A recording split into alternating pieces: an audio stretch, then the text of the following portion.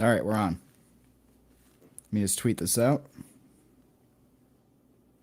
Not that anybody listens. 2 people might see this, but that's fine. All right, we had a good week 8. Another good week. Yet to have a losing week. Let's pull up the spreadsheet. I didn't forget.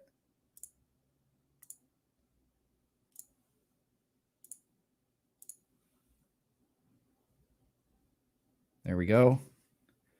So through 122 games, 72, 49, and 1, we eclipsed that 59% after going 9-6 for the week. Missed out on our lock was Thursday night. Couldn't finish Locktober with a perfect record. That's fine. We dropped one with the Cardinals. They could have had it there at the end. I really think just what a shitty route that he ran. It wasn't even there to accept the pass. Heartbreaking, especially against Aaron Rodgers. And we'll get into him. Sorry about the notifications there. All right. Our dog of the week, New England, winning outright.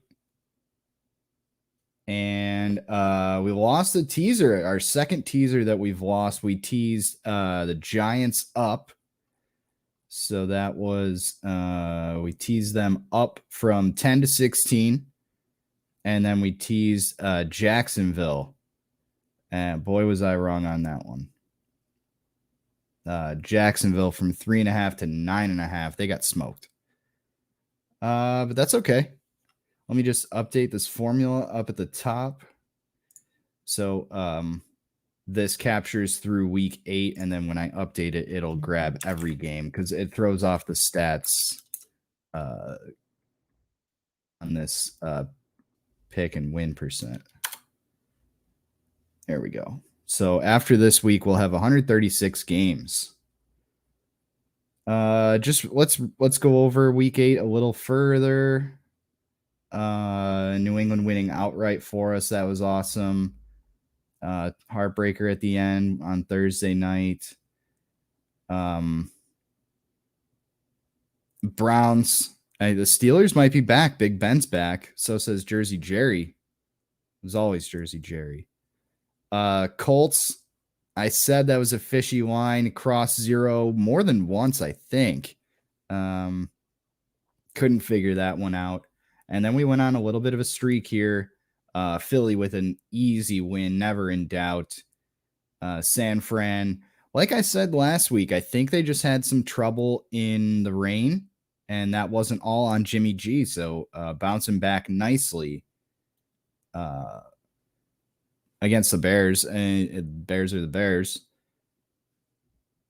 Buffalo getting the big cover against Dolphins. Like I said, Squish the Fish is, in Buffalo. Historically, they dominate that matchup. That one wasn't difficult. Rams didn't have enough points to cover.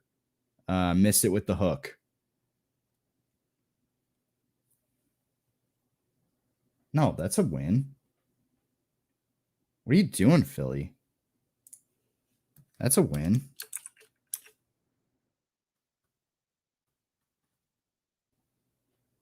Ten and 5.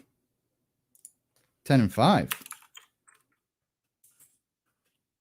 10 and 5.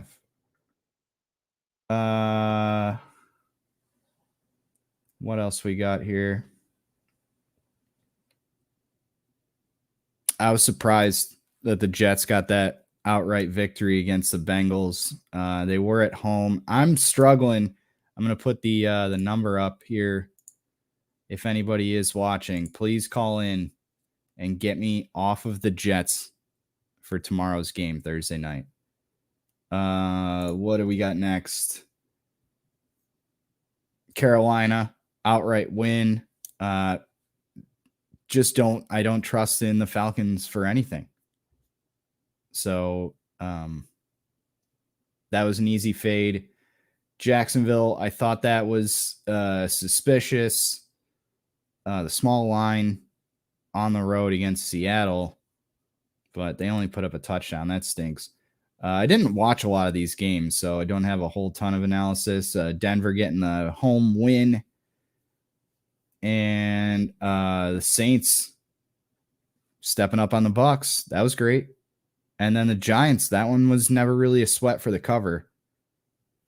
Close the whole way. I thought maybe it was going to go to overtime and it would catch the total on a teaser that I had, but unfortunately couldn't get that over 45. Okay, let's go over this week. Like every week, start with the Patriots. Another small line here. Only giving up 4 on the road. The Patriots allow 55 more yards per game and earn 27 more yards per game. They're much more disciplined. 42 penalties for the Patriots compared to 55 for the Panthers. That actually accounts for 21 more penalty yards. Just a little analysis for you. I think Mac Jones, like I said last week, is getting better every game. I don't see an issue here. They're going up against an injury-riddled team. I don't see a problem laying 4 on the road with the Pats. Tomorrow night, if somebody's got some analysis on this, please let me know.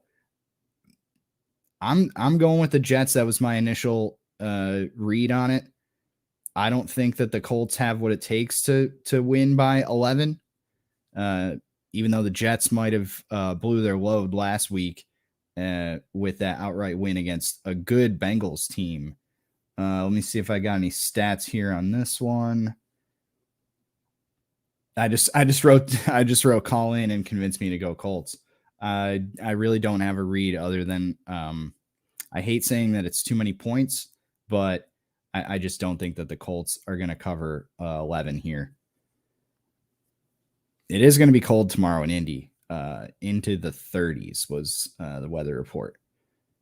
Cleveland heading to Cincinnati, not that far. I think that might be like a 4-hour drive. Not too bad. The Browns, 54 penalties so far this year for 518 yards. That's one of the top in the league. Bengals comparatively have 35 penalties for 307 yards. Historically, this is a close matchup. 2019, because these teams play each other relatively frequently. 2019, we had a 10-point margin, and then going back to 2017, we had a 14-point margin. Nick Chubb's getting healthy again. I do like the Browns laying the points, even though this seems like the line should be reversed with the Browns laying 3 and Bengals catching 3 at home.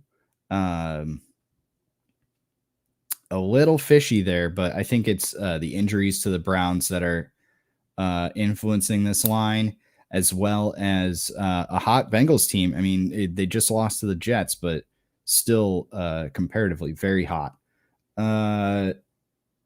Denver and Dallas. Dallas, one of the best teams in the league. They put up a whopping 460 yards per game average.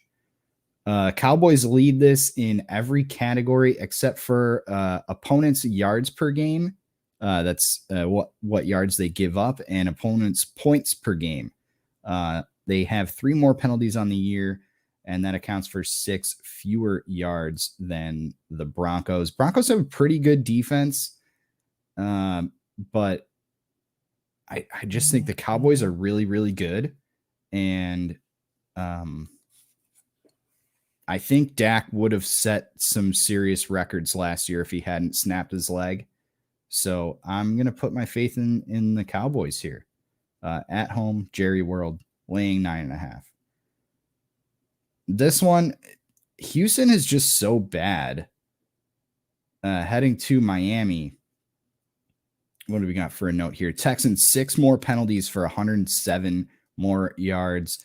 They got 3 offensive linemen on the IR. I think the Dolphins have no problem covering 7. Jesus, leave me alone. No problem laying 7 with the Dolphins. I think they win by 10 plus. Here's one. The Bills are catching these big spreads now because they are probably one of 3 scary teams in the AFC. The Jags are not good.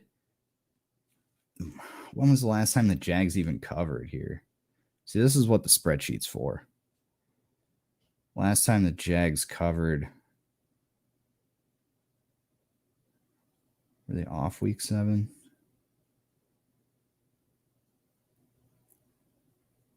Week 6, they covered one outright against a bad Dolphins team.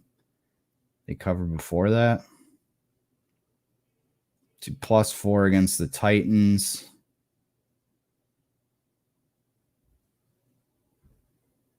There's one, +7.5 to the Bengals. They kept that one close. All right. I hate saying that it's too many points, but the Bills have a great defense. I think the Jags can put, a touchdown last week. Like, let's regression to the mean, and hopefully, fuck off. Hopefully, they can put up about 21 here. Vikings and Ravens. What do we got for a note here? On paper, 2 nearly identical teams in stats.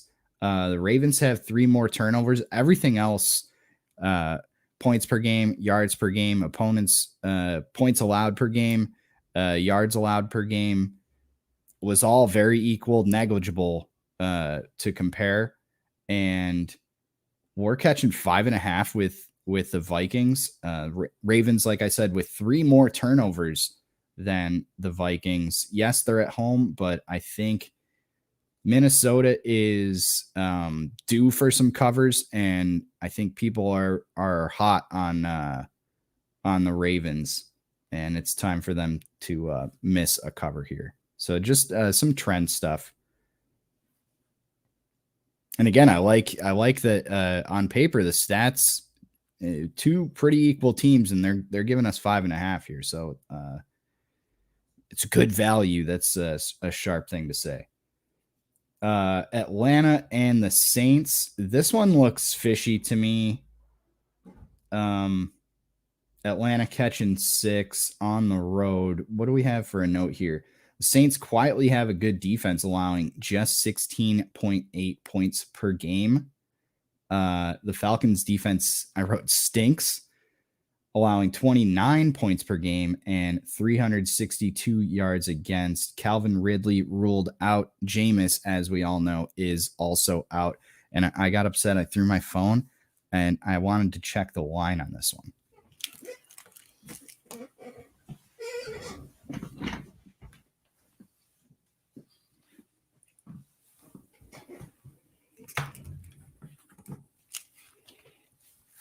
All right, let's check the line on this.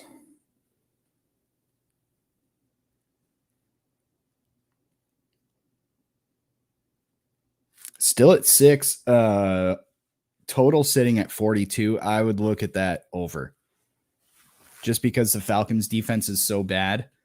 But I think they keep this one sneaky close. I think people are going to be hot on the Saints, and that's when they drop the ball and you get a 4-point game, something like that.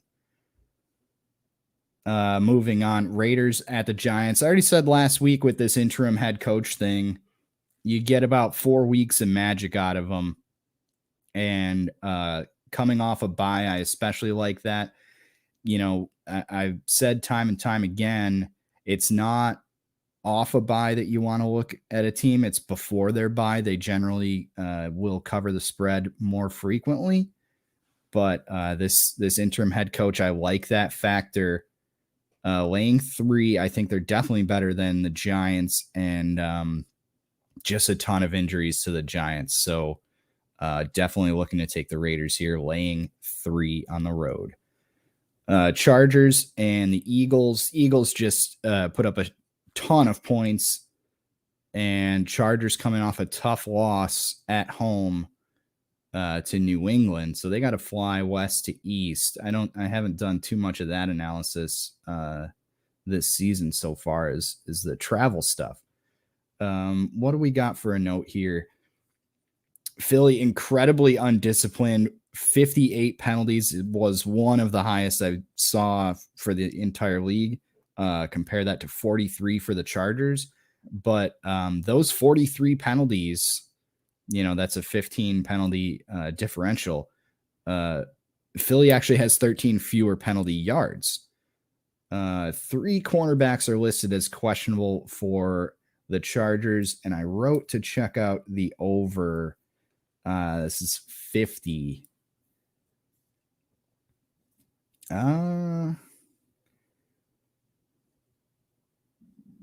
I'll lean the over 50. How about that? Cardinals and San Fran. This is another one that looks fishy to me. Just 2.5 on the road. Both teams are struggling with injuries. The Cardinals had some tight end issues, going deep on the roster for their tight end, even bringing in Zach Ertz. What a great guy to pick up. The only thing that I could think of, why is this spread so small other than just being a trick? San Fran opponents' yards per game, they're better than the Falcons or the Cardinals there.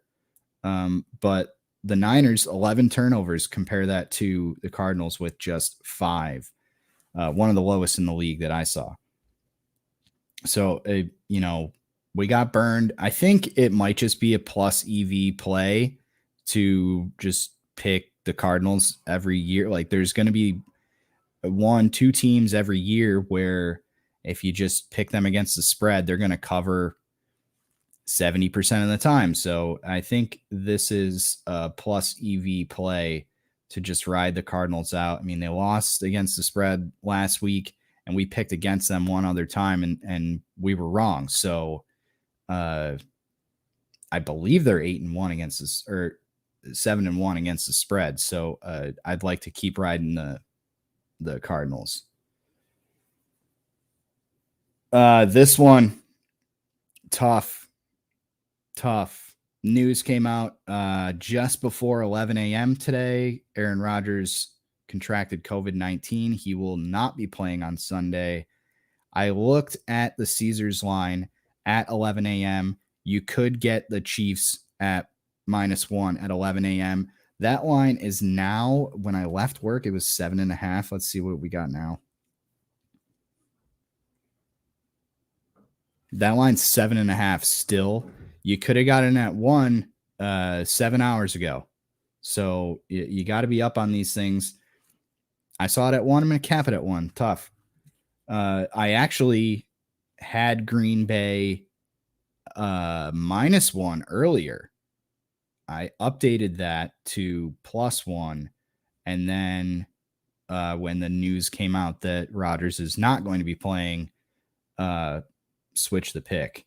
So I like the Chiefs -1.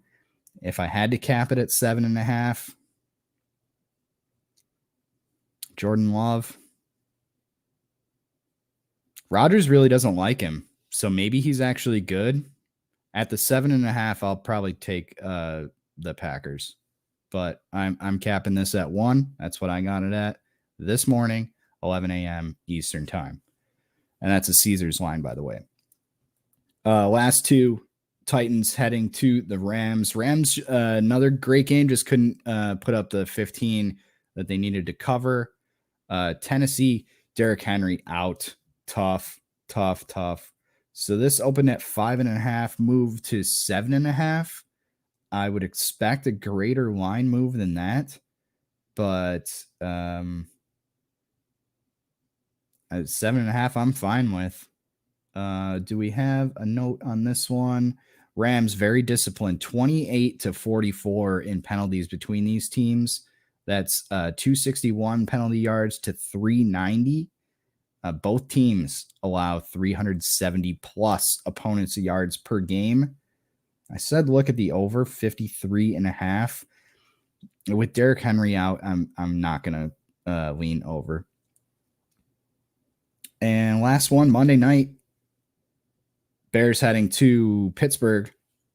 I'm looking to capitalize on that 63% road dog hit rate. Bears are struggling with running back injuries, but they have a stronger defense in yards per game and points per game. They just need to get their own yardage up, where my notes for this one, I'll take the Bears plus the 6.5. Now let's pick out a lock, a dog, and a teaser of the week.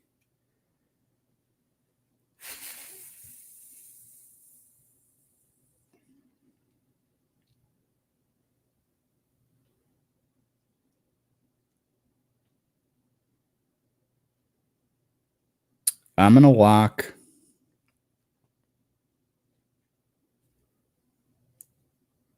the Raiders. -3.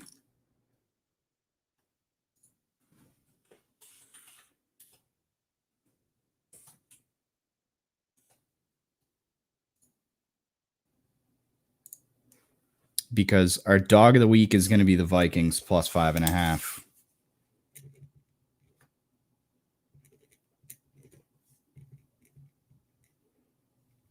And our teaser, I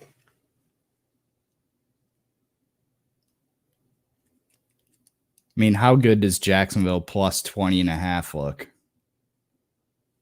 What if they lose by 3 touchdowns? I'm just totally wrong on it.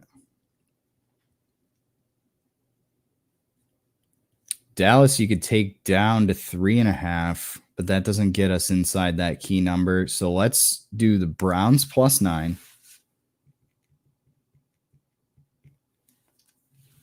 And Rams -1.5. Easy.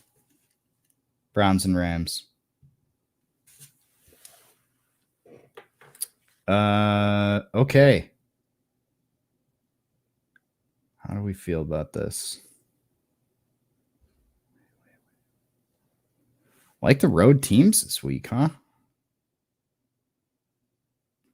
5, 6, 7, 8. How many games are there this week?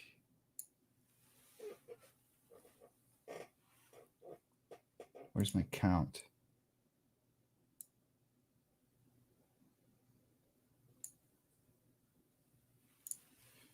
8 favorites out of 13 games. I don't really like that, but let's just look at our stats up top. We actually hit road teams more. Okay. No, I'm happy with it. Okay, we're going to lock the Raiders -3. Our dog of the week, Vikings, heading to the Ravens plus 5.5. Tease the Browns up to +9. Tease the Rams down to -1.5. Just our usual announcements. I'll be back again next time, same place, right here on YouTube. 6 o'clock, Profit Picks at 6, recapping the results of these Week 9 games and going over Week 10 picks, every game against the spread. Other than that, Friday, playing an hour and 10 worth of music, hitting the post to as many songs as I can. That's over on my Mixcloud channel, mixcloud.com/hitthepost. You can also go to hitthepost.live. It'll redirect you automatically to that same page. And that's Friday night, 8 p.m. The only show that matters. This show doesn't matter, even though I'm 59% is damn good. I'm better than any gambler you know. Hopefully, we'll see you here next week. As always, please gamble responsibly. See you next time.